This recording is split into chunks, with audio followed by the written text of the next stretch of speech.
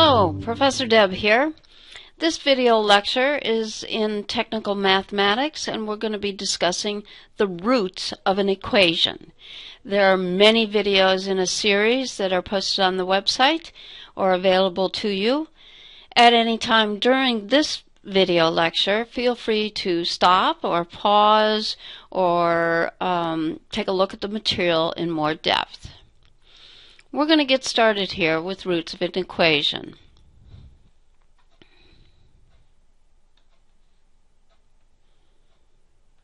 Okay, here's a big long polynomial.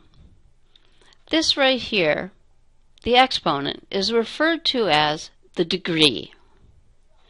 Now in a polynomial, we write that in decreasing order of degrees, which this is 5, 2, 1, 0, okay? Except what I do is I tell my students to put in a placeholder for the degree that is non-existent, and in that way it's easier for them to go through the process and not miss anything.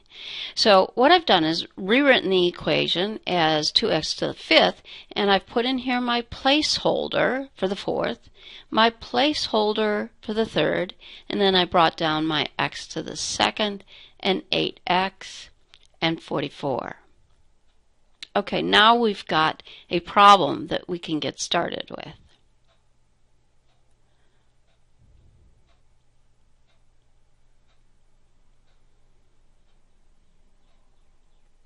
Oh, that is a long straight line. You got to give me some credit for that.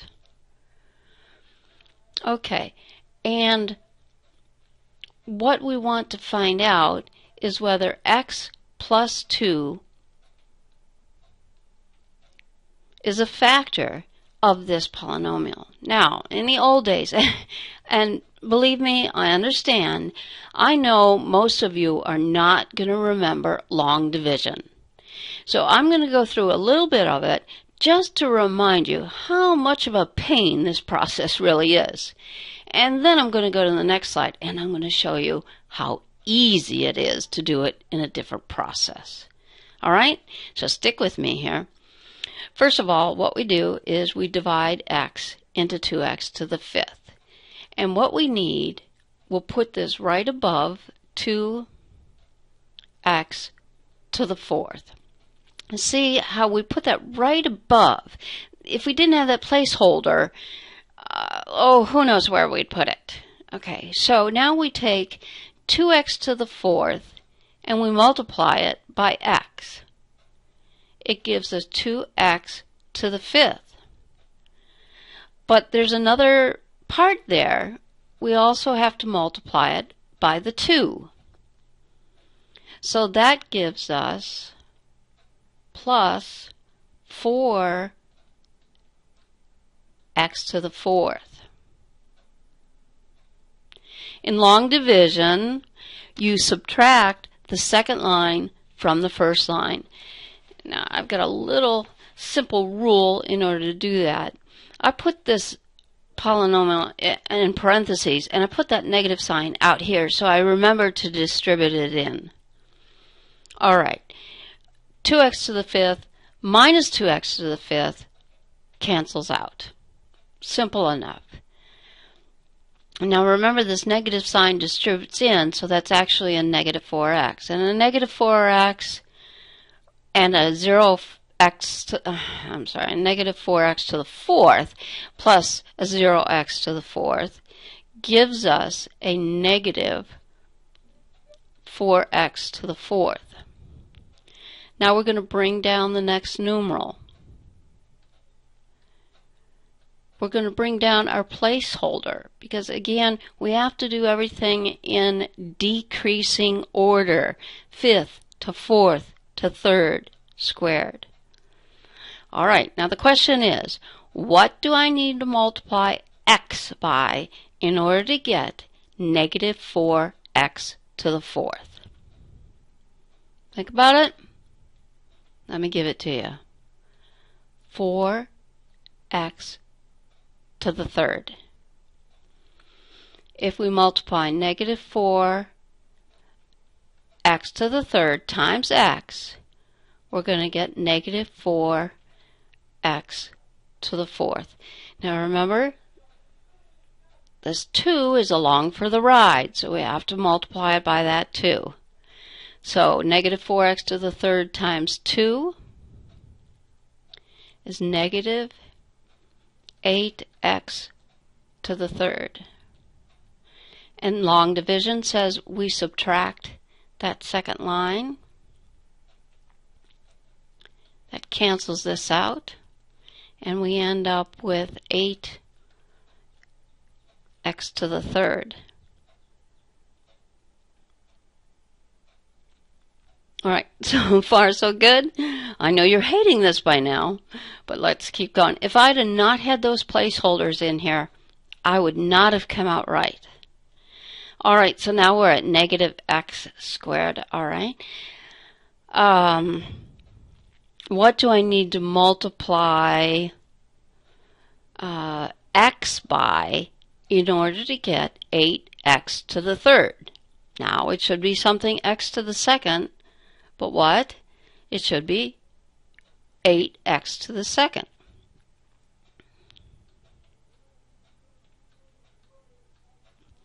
Alright, again, this is getting sloppy. We're going to multiply it by the first term. We have to bring this down. Remember, we always bring one down.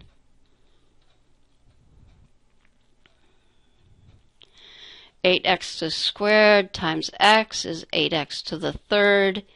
Again, don't forget the second portion. 8x squared times 2 should give us 16x squared.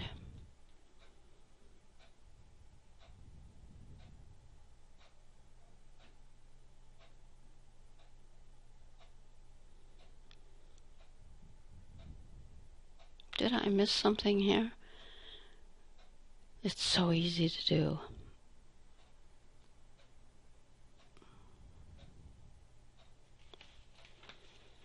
Give me just a breather here. 8x to the third plus 16x. 8x squared. Okay, now we need plus 16x. Okay. So we subtract that second line. This cancels out.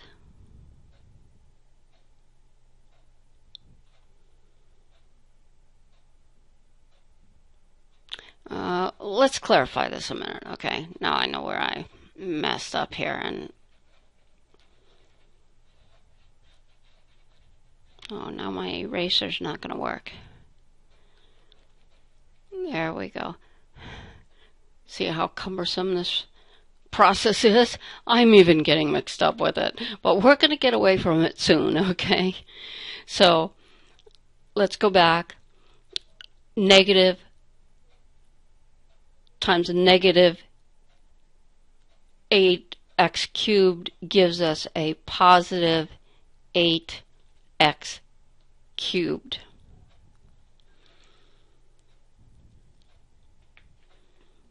And we bring down that negative x squared. Now we're in the right direction. Okay, what do I need to multiply x by in order to get 8x cubed?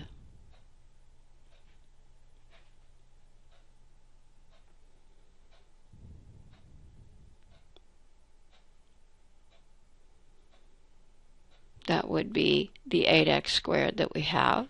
8x squared. I jumped ahead a little bit. Gives me 8x cubed.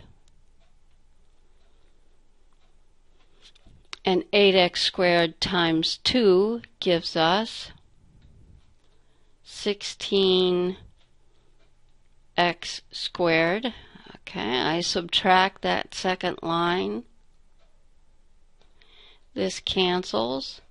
And I've got a negative 16 and a negative 1 gives us negative 17x squared. I bring down my 8x. Are you getting tired yet? Okay, now what times x gives us a negative 17x squared? That would be a negative 17x.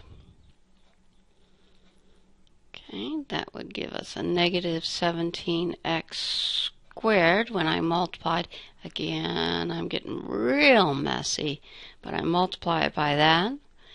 And then I have to multiply it by our second number. So negative 17x, negative 34x.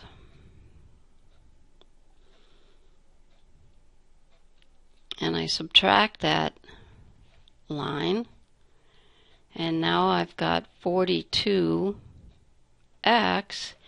I bring down the next number. I would have hated to continue this on the next slide, so thank goodness I was able to fit it in. So now 42x, what do I multiply x by? Of course, 42. 42 times x is 42x plus 84.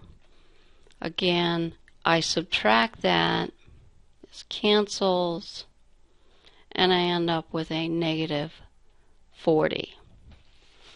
Guess what? After doing all of that work, the old long division way back in grade school, when those of us learned it and then forgot it, the remainder of this problem is negative 40. All right, we're going to go right past that and find a much simpler way to do that. Here we are. Now what we're going to do is use synthetic division. And let me show you how that works. It's still long division, but we kind of cheated a little bit to make it simpler for us. We're going to put a little box this way. And then what we're going to do is bring down each coefficient. Now again, it has to be in decreasing order. So if you need to put those placeholders in there, do that. So the first number we've got is 2. And the second number we've got is 5. Negative 11 and 4. And the root, or what we're trying to divide, is negative 4. Now we're doing division. Okay, the first number I bring down, this is the second line, I bring down to the third line. And I put it down there. Okay. Now I take this number and I multiply by the number we're dividing by. And we should have negative 8. That goes in the second line. We add them. We get negative 3. We take the negative 3, I'm going to label this 1 and 2. The negative 3 times a negative 4, positive 12. That's going to give us 1.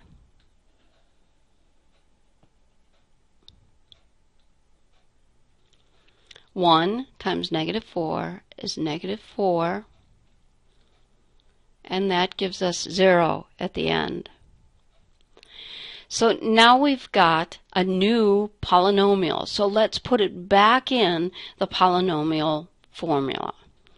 So what we've got is, that's our new coefficient, 2x, and it starts 1 down, 2x squared minus 3x plus 1 equals 0. See how the 0 comes out here now. So we've managed to use a root or use something to divide by into this polynomial to break it down another level. Once we've got that level, I hope you remember your factoring skills. but the factoring skills, we should be able to break this down into x minus 1. Okay, if you don't remember those, there are several videos on factoring. Go back and take a look at them. Okay, so if I set 2x minus 1 equal to 0, I come up with x equals 1/2 and x equals 1. So now I've got my two other factors. I can say that the answer to this question is root 1 equals -4, root 2 equals 1/2, and root 3 equals 1. We have a degree of 3. We need 3 roots. We were able to do that by taking the root that was given, using synthetic division to knock it down a degree. And once we got it into a squared position, we could factor it. This is much easier than that long division. I know you don't want to go back to that. All right, let's try it again. Here we go. We did a lesson some time ago, it was a video lecture on imaginary numbers. So this should look familiar to you. It's an imaginary number. You can go back and review those videos, but we're going to use it. Sometimes when we have a polynomial, we need to come out with imaginary numbers as roots. So let's see.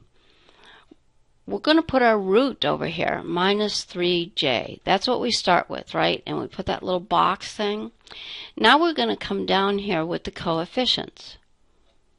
We bring down 3. Now look, it jumps from 4 to 2. So we're going to add our placeholder in there. So we've got 0. Then we bring down 6. Did you notice again? We're missing a placeholder.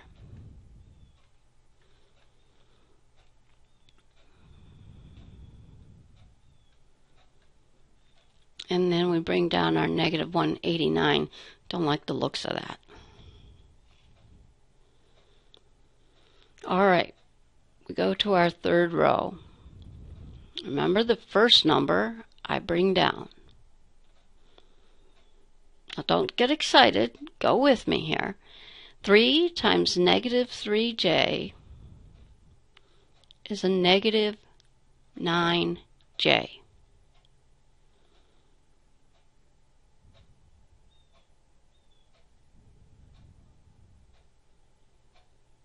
Okay, so if we add those together, we come out with negative 9j. Now, let's do a little side calculation here. We have negative 9j times negative 3j. Negative 9 times negative 3 is 27. And the j's are squared. J times j is squared. Now, I hope you remember from those earlier videos that j squared is actually equal to negative 1.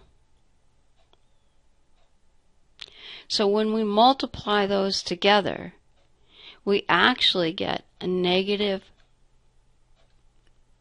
27. Okay, I put that together with my 6, and I end up with negative, not 6, 21. We'll just try and put that in there, negative 21. Okay, negative 21 times negative 3j is a positive 63j. We add that together. Okay, we've got to do a little sidetrack here again. 63j times negative 3j. The 63 times negative 3 gives us negative 189, and the j squared equals negative 1, so we have negative 189 times a negative 1, which will give us a positive 189. Okay, we put that in there. 189. Isn't that nice? 0. Now, remember that we said we started out with a fourth level. So what we've got here is we've divided it by a number, a root, and we've got this down now to x to the third. We can't factor x to the third, so we're still stuck here, and we've got these funky numbers here with j's. We've got to get rid of them somehow.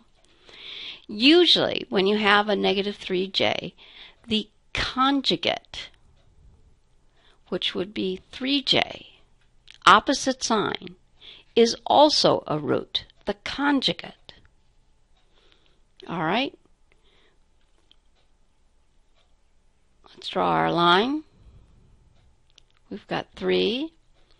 3 times 3j is 9j. We add those together. Oh, very nice. The j's drop out. 0 times 3j is 0. So I end up with negative 21. Negative 21 times 3j gives me a negative 63j, and those j's drop out again very, very nicely. So let's rewrite it now. We've got it down to x squared, 3x squared. There's no x, so we'll just say minus 21 equals 0. Let's take out the common monomial. Do you remember that? Gives me x squared minus 7. Okay, so back a long time ago, you were taught to take out the monomials, and here is the actual reason why. Because each one of these is set to 0. 3 equals 0. And look at that. We can ignore that. But we've got to take x squared, which is much easier to work with, minus 7 equal to 0. So now we've got x squared equals 7, x equals plus or minus the square root of 7. So let's go back. Recap. Root 1, right here. How many roots should we have? Got a degree of 4. I hope you answered 4. Negative 3j. And what was root 2? It was the conjugate, 3j. And that's how we got rid of those darn j's. Root 3 equals the positive square root of 7, and root 4 equals the negative square root of 7.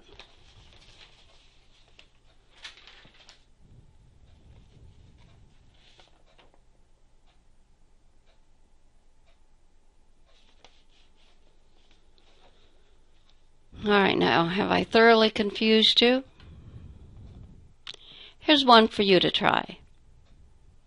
Watch that you have your placeholders. You're missing a 3 and you're missing a plain x. So put your placeholders in.